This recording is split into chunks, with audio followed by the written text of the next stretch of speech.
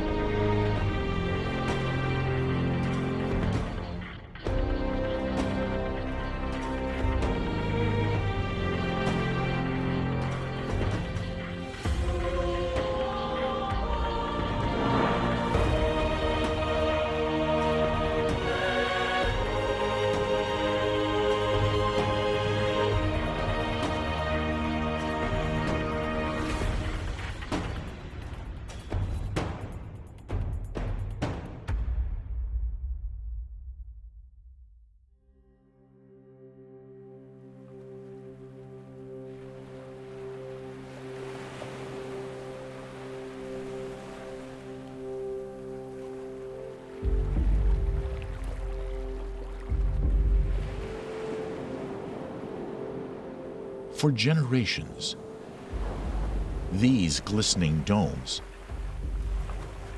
have beguiled those who have come across them.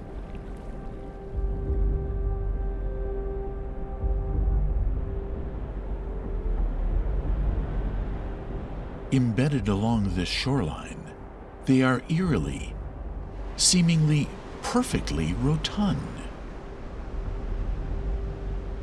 So perfect, is it possible they could be born from nature? It's just so mystical and so weird, and that seems so impossible that there's all these weird things here. It brings to mind all these odd things like something like a dinosaur nest. It draws all the fanciful stuff from our brains to try to just piece it together. So it's fully understandable why they've been boggling people for millennia.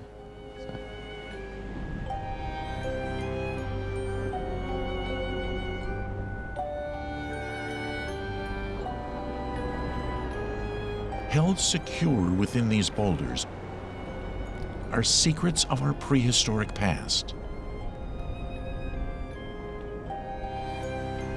But the questions for experts is how many clues are they willing to relinquish? It's a bit like a murder mystery in a sense. You have all of these bones lying around, but you've got to find them and you've got to figure out how they got there and what they were. These are the Moeraki Boulders.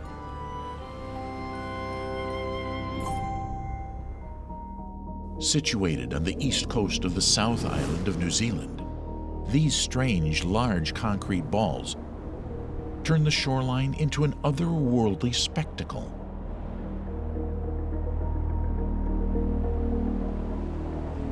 We don't really see that many things in nature that are so perfect. We don't really see straight lines, we don't see perfect circles, let alone see perfect spheres. Such awesome three-dimensional beauty.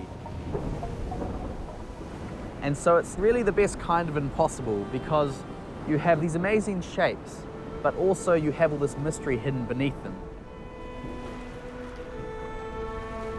The mysterious Moeraki Boulders appear to have been carefully placed along the beach. But how did they get here? These do look like large dinosaur eggs, or essentially, it looks like an Easter Island sort of statue or something. Someone's carved it in a little quarry and it's tumbled on the beach. There are many people who believe they're just piles of concrete someone put there. But when you look into the rocks, there's definite evidence that it's more than that.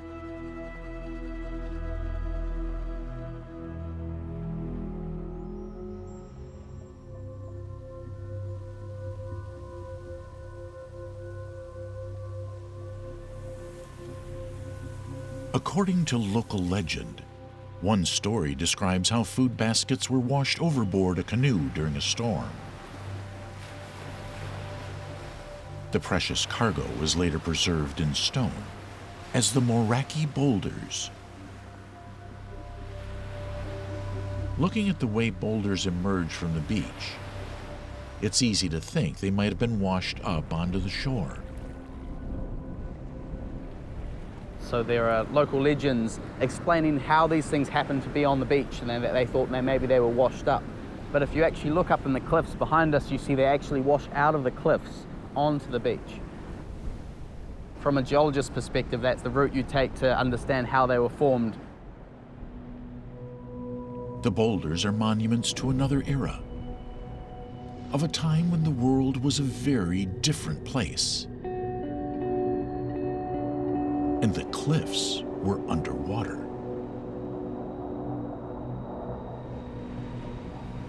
"60 million years ago, you have a muddy seabed off the coast. Now that the land is a bit higher than it used to be, it's been pushed up, so now we have these cliffs. The boulders are made from the same soft mud. So what has turned these boulders into hard, perfectly spherical concretions? Looking at the concrete boulders closer reveals the key to their creation. The reason why these are spherical concretions is because there's one nucleating point. There's a chain reaction, and then it grows in every direction, so it's spherical, and it will keep growing. With the right conditions and a few things like bones or something that's drifted down to the seabed, anything that's slightly different from the mud around it, that can form that nucleus in the right chemical settings to actually make these concretions grow.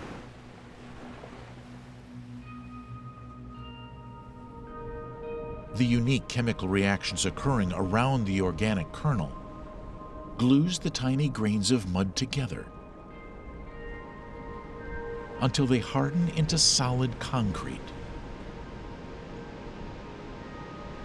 You have this growth of this reaction that essentially freezes the mud. It sends all these little crystals and all the gaps in between all the little mud grains. But there's always space. When you pile up something like mud grains, there are always gaps in between all these spaces.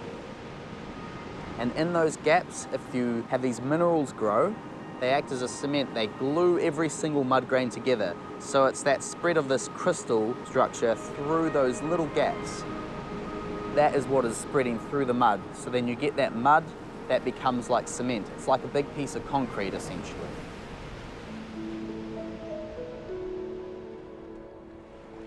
Just how long it takes for these boulders to grow inside the muddy seabed remains uncertain. Initially, it was thought the process took millions of years. But recent research suggests the cooking time could, in fact, be considerably faster.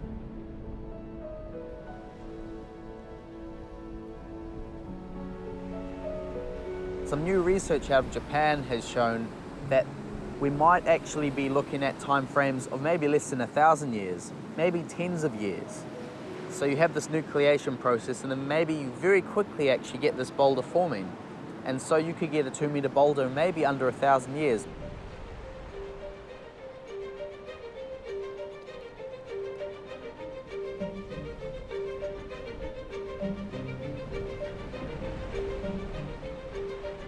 While buried in the muddy depths, pressure can cause the boulders to bulge and crack. Sealing up the gaps are minerals that crystallize along the seams. as sea levels fell and the muddy seabed rose over millions of years, an outlet has emerged for these stone ball marvels.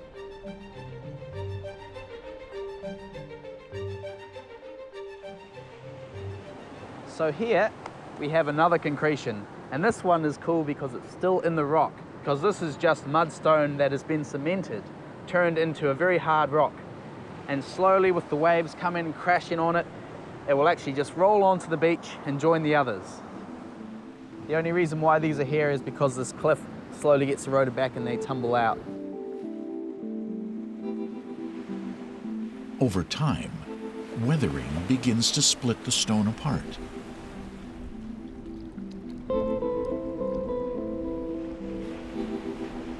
So we have the original concretion here, and it fell out of the cliff, and then it's broken apart into pieces, mostly broken apart in blocks where you had cracks originally in the rock that got infilled with calcium carbonate. These cracks got infilled, but that's still the weak point that allows them to break apart and form all these chunks on the beach.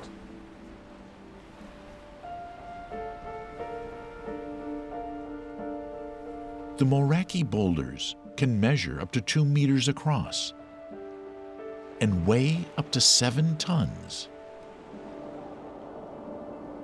Smaller rocks also roll out onto the beach, posing a further puzzle for researchers.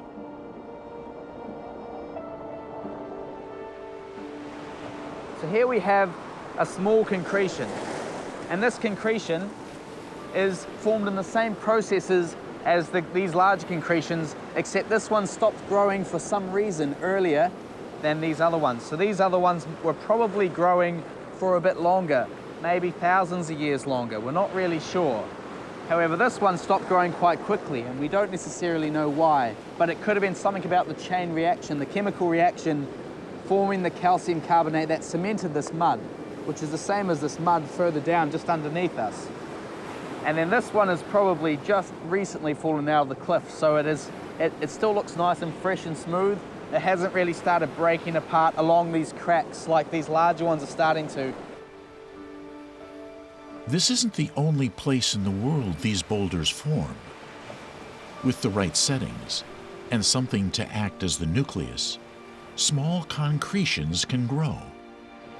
If you look somewhere where there is mudstone and there are also fossils, these things that the concretions can nucleate on and grow from, then yes, you will find concretions.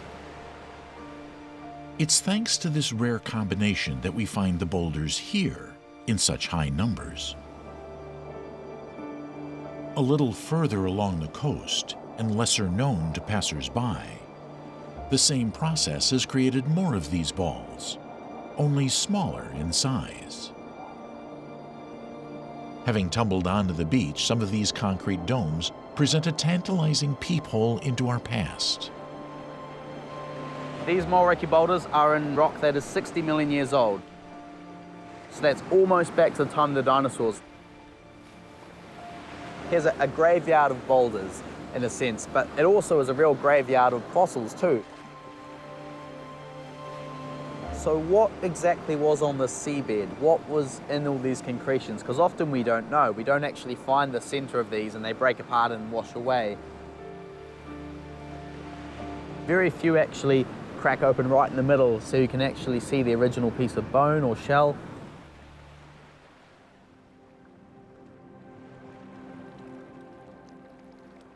On the rare occasion a boulder does reveal its kernel.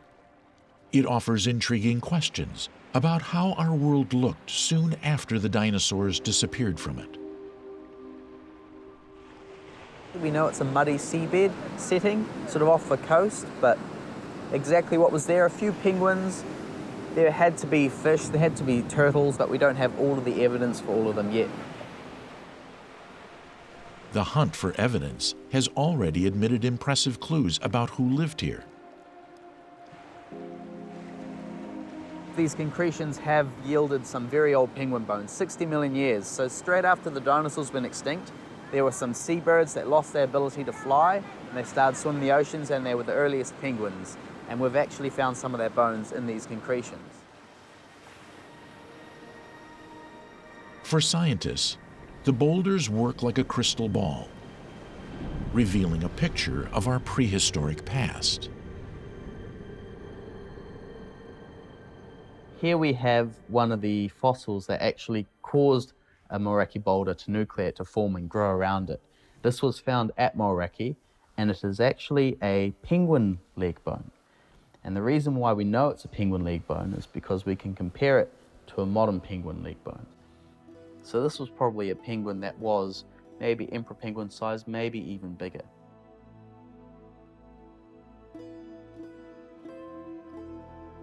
"60 million years ago, we had penguins in New Zealand," which is a very, very fascinating thing to be able to find out. The extraordinary discovery of ancient penguins in the region offer further insights into what our planet was like 60 million years ago.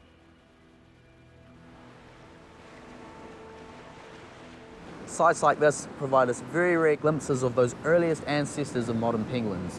It's an iconic group that everyone loves, but we know actually very little about their history through time. And this is one of the earliest snapshots. And we don't think they were around at the time of the dinosaurs, but rather you lose your mosasaurs and plesiosaurs and all these other marine animals, and you open up these niches. There's all this fish in the ocean, something needs to go catch it. So these birds lose their flight, they grow a bit bigger, and they get into the oceans and they catch all this food. And then some of them end up in these Moeraki boulders, so it's an interesting full circle. Understanding the makeup of the past can help us foresee how animals might survive in the future. As shifts in ocean temperatures occur, the oceans actually were a lot warmer than they are today.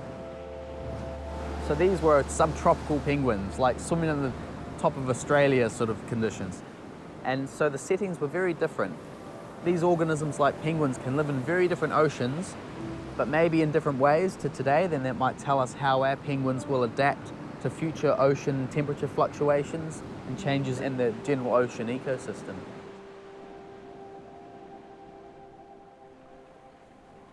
the Moeraki Boulders mark this stretch of coastline as a rare and precious place.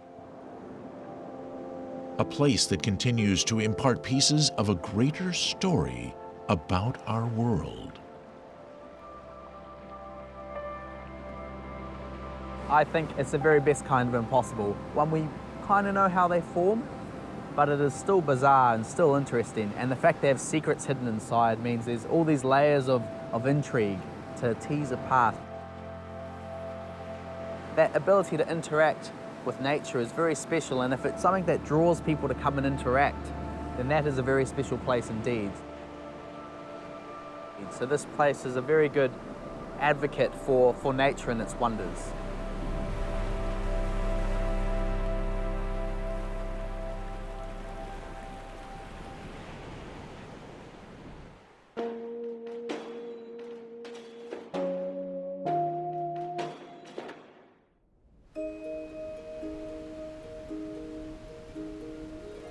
Have you ever wanted to walk on a rainbow? To clamber over their picture-perfect color spectrum and discover what's hiding at the end? Sometimes only lasting in the sky for a matter of minutes, the formation of a rainbow is reliant on the right mixture of sunlight, water droplets, and the angle at which it's being viewed from the ground.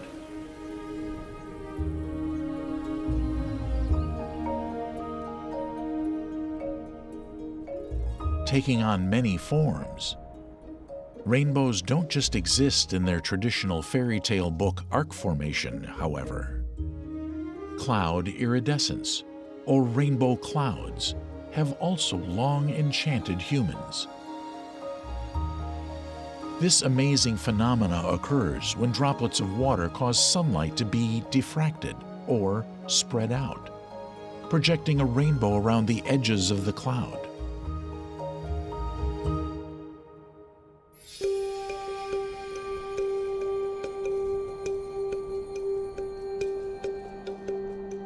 Unlike rainbows and cloud iridescence, there are some places on Earth, however, where the colors of the rainbow never dull. And no matter what the angle, their stunning hues are always visible. Instead of appearing high above us in the sky, intangible and evanescent, they are ever present, visible no matter the weather conditions, and, impossibly, they are below our feet.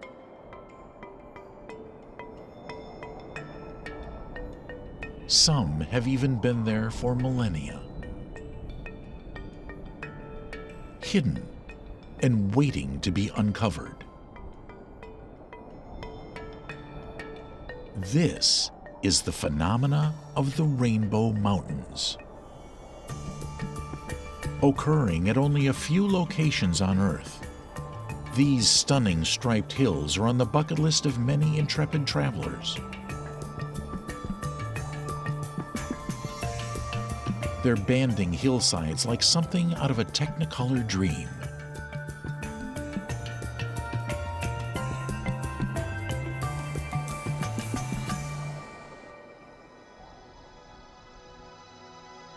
Astoundingly, one of the most popular instances of this geological phenomenon was only discovered as recently as 2013 and is located in the Peruvian Andes.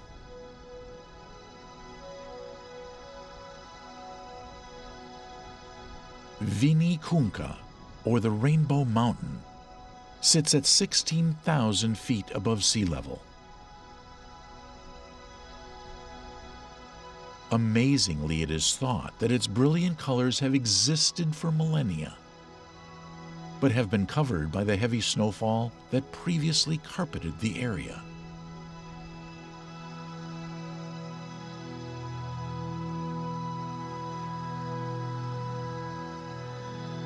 As the climate has warmed, the snow has melted in parts, revealing the hidden rainbow beneath.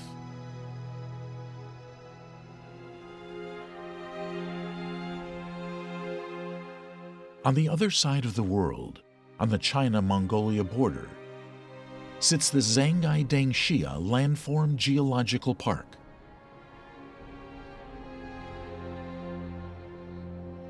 This 200-square-mile park was first mapped by Chinese archaeologists in the 1920s and 1930s and was listed as a UNESCO World Heritage Site in 2009.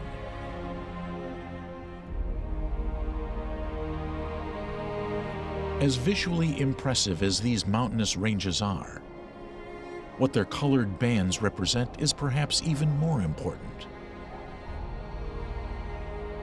They are a painting of our Earth's past climates. And they are wearing the history of the world on their sleeve. Karl Heinz Werwohl is a geomorphologist who studies the way in which the Earth's formation has changed over time. He believes the significance of the Rainbow Mountains in both Peru and China extend far beyond their visual beauty. This draws attention to the people to how things work, how the world works, how natural processes work. It has very important and very significant implications. What these colors are telling us are the state of the climate at the time in which each layer was formed. That you're looking at something which is a reflection, which is an indicator of the dynamics of the global environment. It's not just something that's colorful. It's attractive. It's nice to see it. So when did it all begin? Let's first turn to the Zhangai Dangxia landform in China. We turn the clock back to 25 million years ago. At that time, the edge of the Tibetan Plateau was moving northwards through large faults. The area was beginning to experience mountain growth, uplift history, was beginning to really start playing its role, and the mountains were being eroded. and the sediment that was derived from these erosional features were deposited in front of the mountains. It consisted of rivers, it consisted of lakes, and it was taking place under conditions of quite warm climates and quite wet climates. So a strong signature that occurs in the sands, for instance, is quite deep reds that begin to appear. So that's the beginning of the coloring, like this. So nature is coloring in its component parts through with red. Then it changes its palette.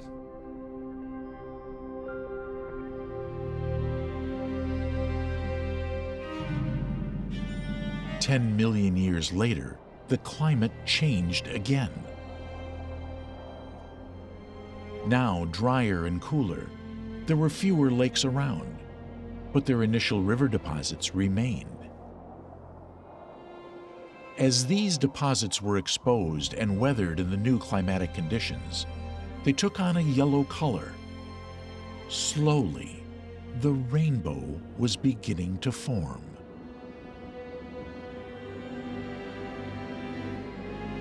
And within that, we have also other sort of arrangements as well. We have sort of clays coming in, which sometimes can be quite white. We have other things which can be quite green, which reflect the chemistry of what was going on at that time.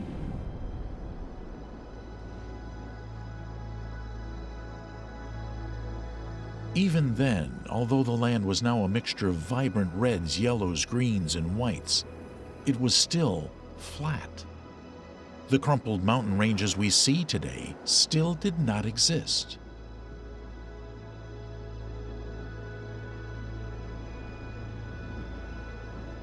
In order to get these peaks and troughs, significant tectonic movement deep beneath the surface had to occur.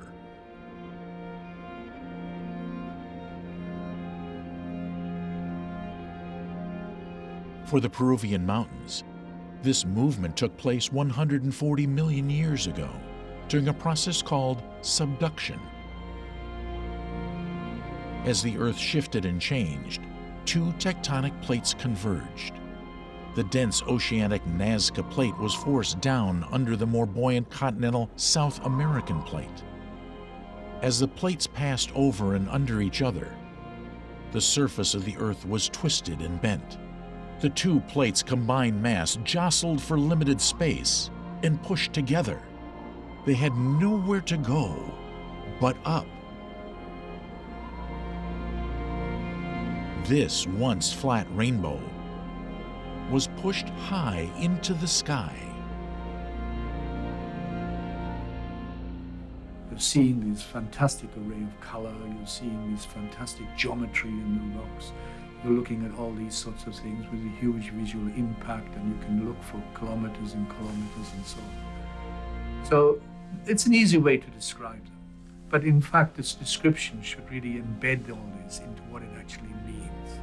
And the meaning in there is that these sediments and their colors are a reflection of the way global climates have changed over the last 20, 30 million years.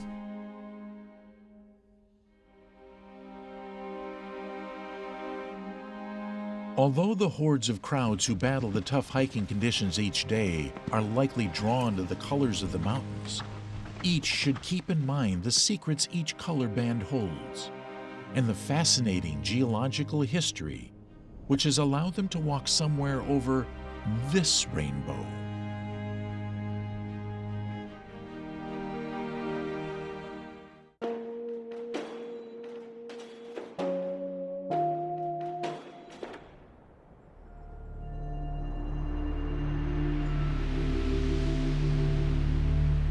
Trees, sand, sun, and ocean. It's a majestic combination, and a mecca for those seeking to capitalize on nature's beauty. That's certainly the case for the striking and ancient Western Australian coastline.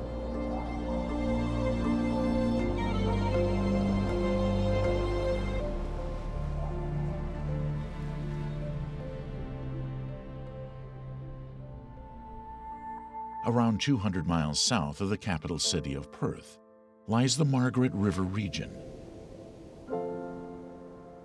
an area boasting a stunning permutation of green canopy, sparkling blue ocean,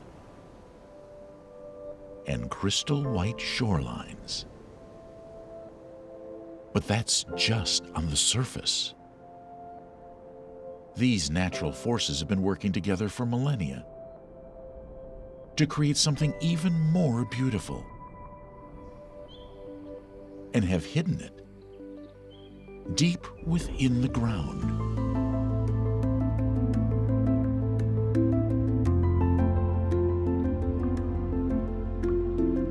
The aptly named Caves Road is the gateway to over 100 caves, each more stunning than the next, and each with their own amazing geological features.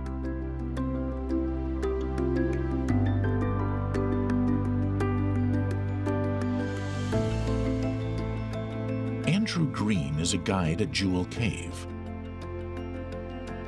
one of the most decorated caves in the area.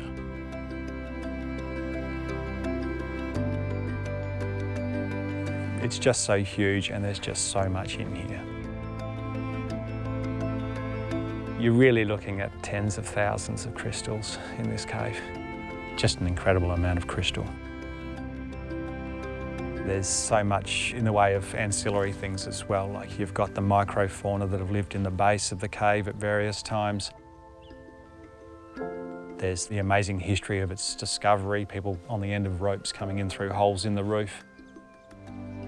There's been some amazing animals fallen in through those same holes and discovered later on. So it's got an incredible paleontological background as well.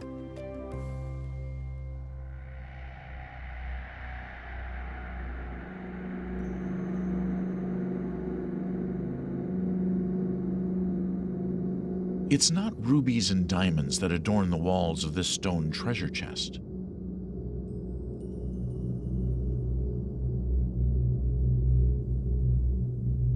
Instead, it's something even more impressive, delicate, and downright mysterious. They couldn't exist without the cave walls that surround them. A jewelry box 2 million years in the making. If you go back about 1 to 2 million years ago, there were extremely strong winds which blew sand up from the coast into huge sand dunes. And those sand dunes, over a long period of time, started slowly cementing down into the limestone that we're standing in now. At the same time, you had existing water courses and water bodies that were already there that basically got buried by these sand dunes.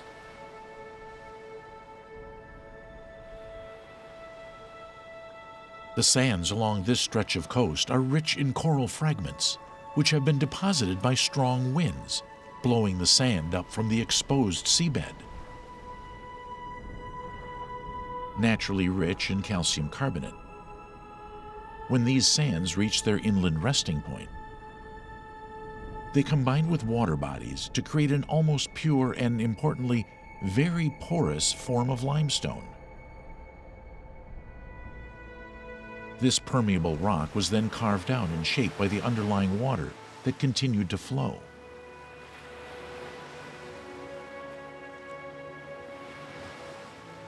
Those streams, for example, they didn't stop flowing when they were buried by the sand. They just kept flowing much more slowly through the base of the sand dunes. And over time, that water caused little collapses of this newly forming limestone rock in the bottom of the sand dunes.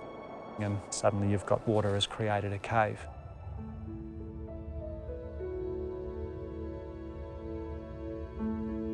Jewel Cave and the other caves that dot this region are some of the youngest in the world.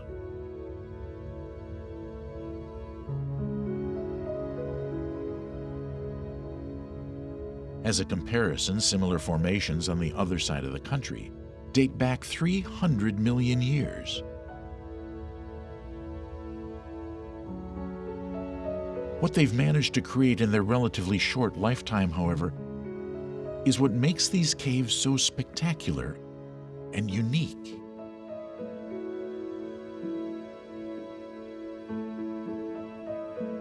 The main defining feature of these caves is the limestone is so porous that you've had this incredible amount of crystal growth in a really short amount of time. So these are like turbocharged crystal caves. That's their distinguishing thing amongst other caves around the world. Existing as they have for thousands of years, some of these crystals are so beautiful, so intricate, and so unique in physique that they defy the laws of physics and baffle scientists to this day. The secret of their creation is still unknown, and one they are keeping to themselves.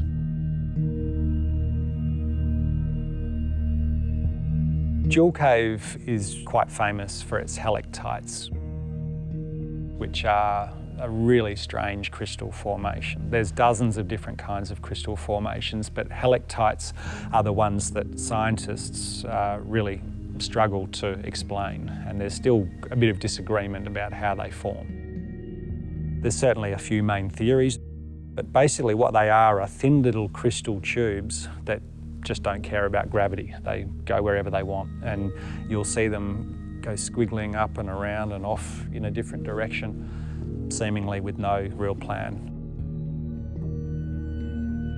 How they're thought to form is if you've got tiny little droplets of water from condensation in the air or from splashback from a bigger drop, then sometimes the crystal growth will go with surface tension rather than gravity pulling it down.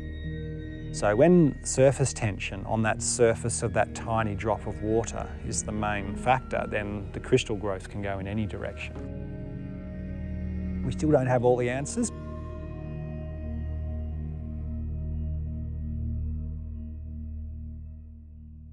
Incredibly, in spite of their mysterious nature, these formations are also a gateway to the past. These caves are really a treasure trove of scientific information going back a long, long time. For example, we're all familiar with being able to use tree rings to go back hundreds of years to check out climate variation. These crystal formations give us the opportunity to go back hundreds of thousands of years. So by size of rings or the way the rings have formed, even the content of the rings themselves, we can go back a long, long way. Some scientists have actually taken it a step further recently with some, I think, just mind-blowing research where they're now extracting pollen from the rings that form inside the stalagmites in particular. The oldest part of the stalagmite out to modern day on the outside, and being able to recreate a snapshot of what was actually growing here 700,000 years ago. And it's just amazing.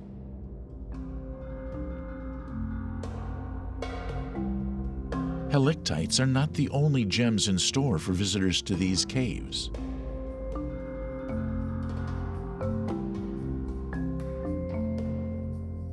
Cave coral, the byproduct of condensation seeping through the limestone, and aptly named because of its visual similarity to its underwater namesake, also adorn the walls. And stalagmites and stalactites litter the ground and ceiling.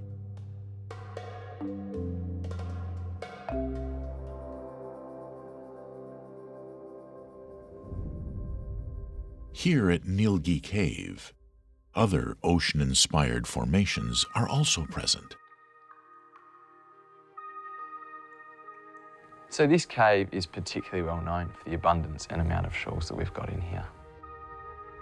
Particular formation shoals are pretty special because they form on a slope, so leaving a trail behind them of calcite crystal, and then the next strip following that on, following that on, following that on.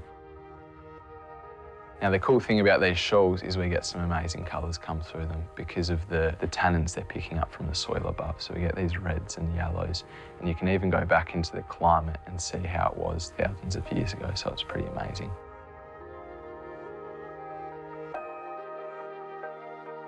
Stepping into these caves really is like a trip to a bygone era. It's kind of like a time machine. So we can leave modern day up on the surface where we've got today's flora and fauna and, smartphones and computers. We come down through this 1 to 2 billion year old limestone. And when we get right down to the bottom of the cave, you're actually getting down towards the original granite bedrock which underlies all this limestone. And that's between about 300 and 600 million years old.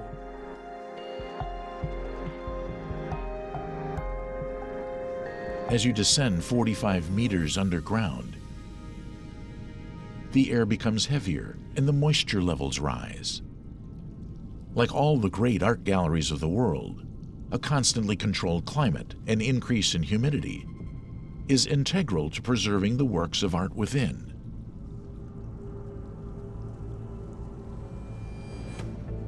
Creating a naturally well-curated environment sitting at a stable 20 degrees and 90% humidity.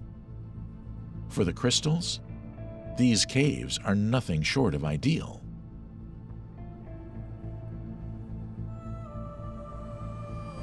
So a big part of why we're seeing these formations as they are is because it's so rich in carbon dioxide down here and high humidity, these crystals are in such a stable environment which keeps them as pure as they are.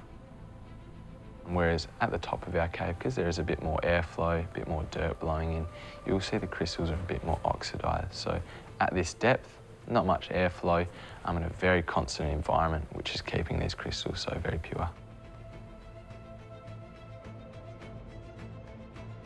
Astoundingly, it's not just crystals that are found at these depths.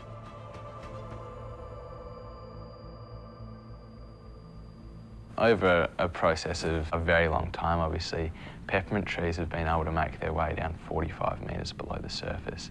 So it's pretty crazy to see them all the way down there. There's a little food chain, I guess, down there with isopods eating the tree roots and centipedes eating them. And a lot of paleosoil, which is a type of soil which is very good for preserving fossils and animals, which is why we have found so many fossils like kangaroos, like Tasmanian tigers, etc.